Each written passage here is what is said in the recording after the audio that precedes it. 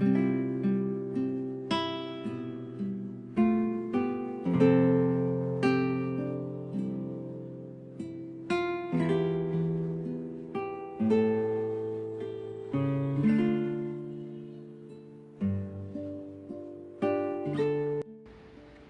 mabuting balita ng Panginoon ayon kay San Juan.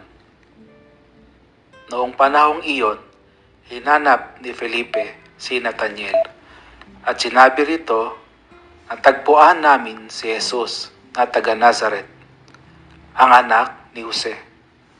Siya ang tinutukoy ni Moises sa kanyang sinulat sa kautusan, at gayon din ang mga propeta. May nagmumula bang mabuti sa Nazaret? Tanong ni Nathaniel. Sumagot si Felipe, halika't tingnan mo. Nang malapit na si Nathaniel ay sinabi ni Jesus, masdan ninyo ang isang tunay na Israelita.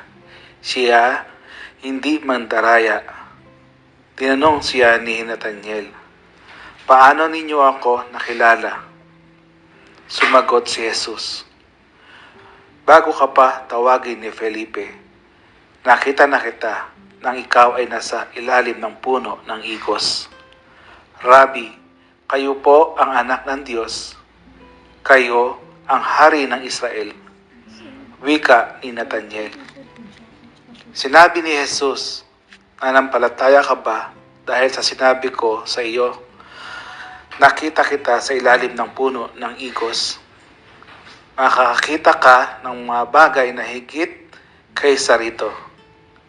At sinabi niya sa lahat, tandaan ninyo, makikita ninyong bukas ang langit at ang anghel ng Diyos ay manhik-manaog sa kinaroroonan ng anak ng tao.